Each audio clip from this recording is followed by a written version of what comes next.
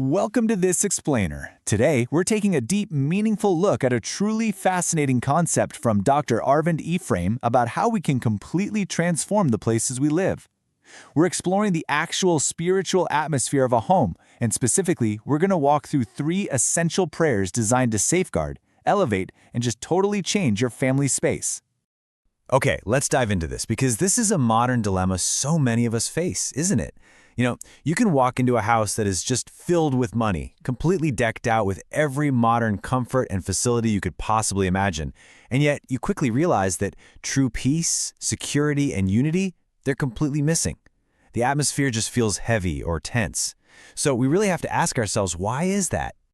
Well, Dr. Ephraim points out a really brilliant contrast here. It's so easy for us to focus entirely on building our homes out of purely physical elements, right? Bricks, stones, wood, money. But a true home actually requires spiritual elements to function properly. Things like peace, unity, and unseen security. Because a house isn't just a physical structure, it's a living spiritual atmosphere, and that atmosphere requires intentional cultivation. To really grasp this, we have to look at Psalm 127 verse 1. It says, "Unless the Lord builds the house, the builders labor in vain. Unless the Lord watches over the city, the guards stand watch in vain." This makes a profoundly important point. Human effort alone, no matter how hard we work or how many deadbolts or security cameras we install, it just cannot truly secure a home without a higher, active divine watchfulness. Which brings us right to the first foundational pillar. Prayer 1, Divine Presence. This first prayer is essentially a direct, intentional request to establish the Creator's presence right in your living space. Exodus 25:8 tells us, "Then have them make a sanctuary for me, and I will dwell among them." By actually inviting God in, you are quite literally changing the nature of the space. You're turning an ordinary house of bricks into a sacred sanctuary. And when that divine presence arrives, the spiritual impact is immediate. It creates an environment where fear simply cannot stay, darkness literally cannot remain, and the authority of any spiritual adversary completely comes to an end. It forcefully, actively dispels the negative from your home's environment. I absolutely love how Proverbs 18:10 frames this reality. It says, "The name of the Lord is a fortified tower. The righteous run to it and are safe." Having this presence establishes a totally new atmosphere in the rooms you walk through every day. It influences your family's behaviors, your decisions, and transforms the home into a true, unshakable safe haven from all the chaos outside. Moving on to the next pillar, Prayer 2, Active Protection. Now, a home isn't just about staying huddled inside all day. We all have to leave eventually, right? So here, we shift our focus from the interior of the house to the threshold. Picture a loved one grabbing their keys and walking out your front door for the day to head to work or school. Psalm 121:8 says, "The Lord will watch over your coming and going both now and forevermore." Imagine that family member stepping out and immediately being wrapped in this invisible, active shield of divine protection. The dangers out in the world are very real, but this prayer activates a continuous, heavenly guard over them as they leave, and just as importantly as they return. And there's an incredible, ancient, biblical precedent for this exact concept. Think all the way back to the very first Passover in Exodus 12:13. The physical blood placed on Israel's homes literally prevented destruction from crossing their thresholds. Well, in the exact same way today, this second prayer establishes a spiritual covering over your modern home.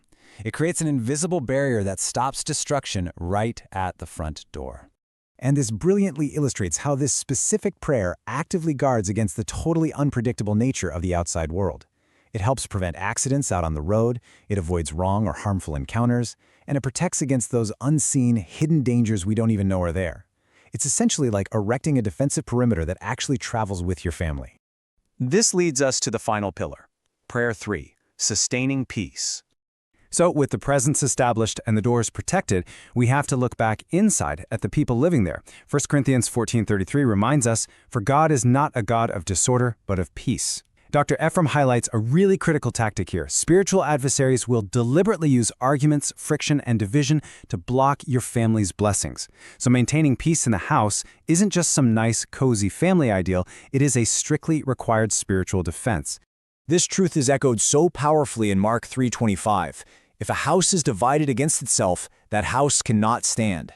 Listen, even if you have physical security and you've prayed for divine presence and active protection, internal division can tear the whole thing down from the inside out. A divided house simply will not stand. But look at the total transformation when this third prayer for unity is spoken over the home. Those petty arguments and pointless debates, they naturally decrease. A sense of caution and a genuine desire for self-improvement actually increase among family members. Broken relationships get healed. And most importantly, praying for unity directly heals the atmosphere, which throws open the floodgates for both spiritual and physical blessings to flow freely. It makes the home truly ready to receive them. Bringing it all together. A transformed sanctuary. So, the crucial point is how these three elements perfectly interlock when you combine them. The whole tone of the house shifts. Divine presence actively dispels darkness and removes fear. Active protection shields your coming and going, ending your vulnerability to the outside world. And sustaining peace unifies the family so that blessings can flow freely. Every single pillar supports the others. Through these three very deliberate prayers, your home undergoes a profound total shift. It goes from being just a mere physical building of bricks and mortar into a powerful sanctuary of testimony. It absolutely ceases to be just a place where you sleep and store your stuff. Guarded by these prayers, your home becomes a living, breathing testimony of faith, a place of incredible warmth, true awe, and ultimate resolution. As we wrap up our analysis of Dr. Ephraim's teachings today, I want to leave you with a direct challenge. I want you to really ponder the spiritual state of your own living space right now. Ask yourself this exact question. In one sentence, why are these three prayers essential for your home? Take a moment, think deeply about your answer, and let that realization